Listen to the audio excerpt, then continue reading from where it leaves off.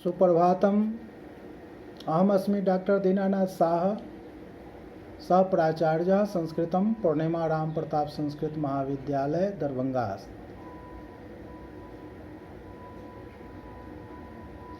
भो छात्राः गतकक्षायां बृहत्तरै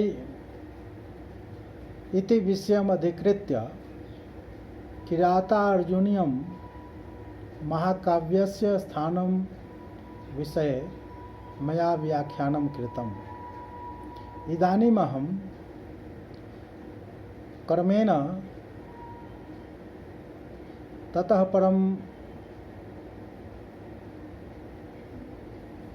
शिशुपाल वध महाकाव्यस्य चर्चां करोमि।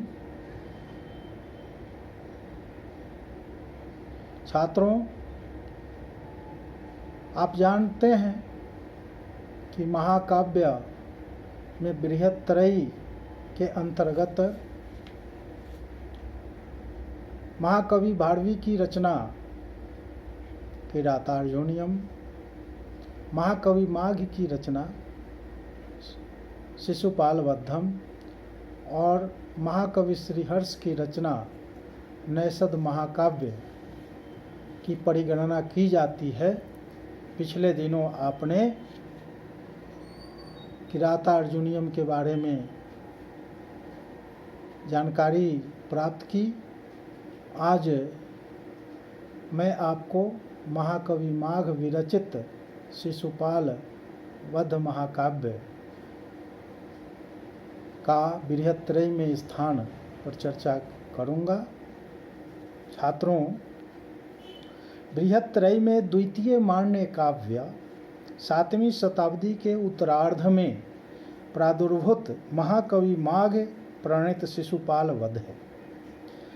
महाकवि कालिदास से भाव तरलता, भारवी से कला प्रवीणता, भट्टी से व्याकरण का पांडित्य, इन तीनों का विचित्र समन्वय लेकर यह महाकाव्य संस्कृत साहित्य के गगनमंडल को सुशोभित करता है।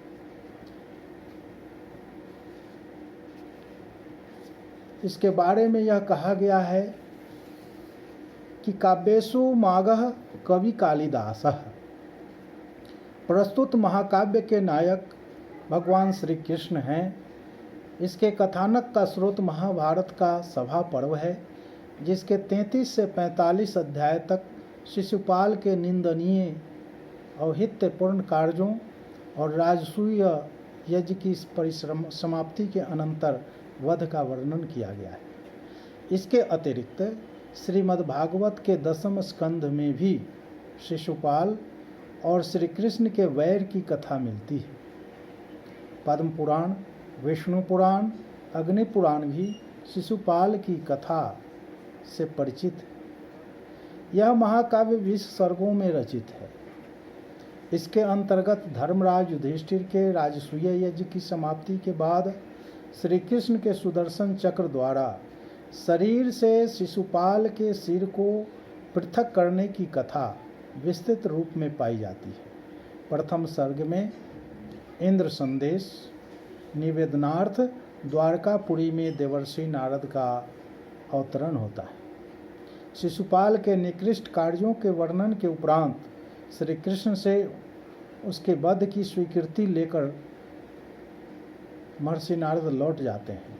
तत्पश्चात शयन, प्रयाण, पर्वत, ऋतु, रात्रि, मद्यपान, प्रभात, श्री कृष्ण का हस्तिनापुर में प्रवेश, धर्मराज युधिष्ठिर द्वारा आयोजित यज्ञ, युद्ध आदि का विस्तृत वर्णन कर लघु कथानक को एक विस्तृत महाकाव्य का रूप दिया गया है।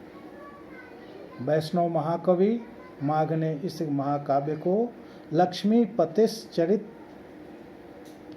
कृतचारुः कहा है।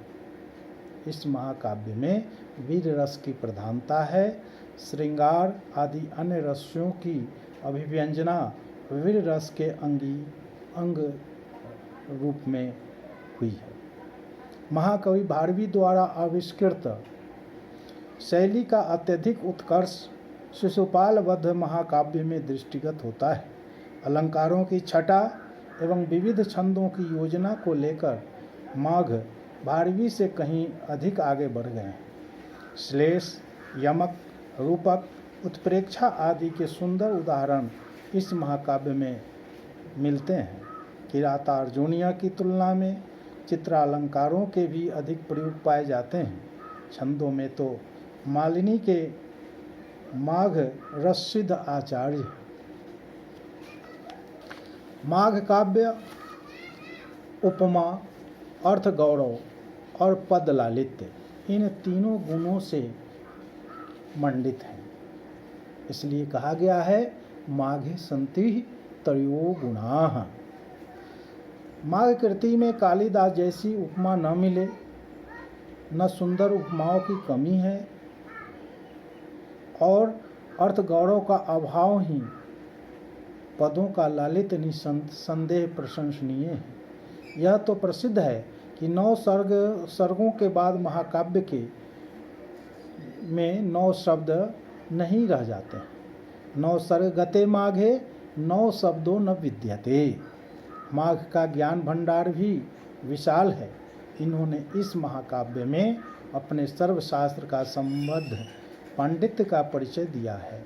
वेद, वेदांत, उपनिषद, धर्मशास्त्र, राजनीति, व्याकरण, ज्योतिष, गजशास्त्र आदि में माघ का पूर्णतया निष्णात होने का प्रचुर प्रमाण उपलब्ध होता है। अपने यश को भारवी से बढ़कर पंडित समाज में प्रसारित करने के प्रयोजन से माघ ने अपने महाकाव्य की रचना की तथा उन्हें पूर्ण सफलता भी मिली। सहृदय समीक्षकों ने एक स्वर से उद्घोषित किया, तावद भा भारवेर भाति यावन माघस्य नोदयः। तब तक भारवी की प्रतिभा प्रकाशित है जब तक महाकवि माघ का उदय नहीं होता है। तो इस प्रकार आप देखते हैं कि बृहत्त्रयी में शिशुपाल वध महाकाव्य का किरातार्जुनीयम के बाद, महाकवि भारवी के बाद महत्वपूर्ण स्थान है और पंडित समाज में, कवि समाज में शिशुपाल वध महाकाव्य की अत्यंत प्रसिद्धि एवं प्रतिष्ठा प्राप्त है। इसलिए हम सबों को शिशुपाल वध महाकाव्य का अध्ययन करना चाहिए, जिससे तीनों गुण, उपमा का सौंदर्य, भाव गांभीर्य का भाव और पदों का लालित्य, तीनों के दर्शन इस महाकाव्य के माध्यम से हम प्राप्त कर लाभान्वित हो सकें। आज इन्हीं शब्दों के साथ अपनी वाणी को विराम देता हूँ और इसी बृहत्त्रयी के क्रम में अगली कक्षा में मैं नैषधीय चरितम महाकाव्य की चर्चा करूँगा। इन्हीं शब्दों के साथ अपनी वाणी को मैं विराम देता हूँ। धन्यवाद।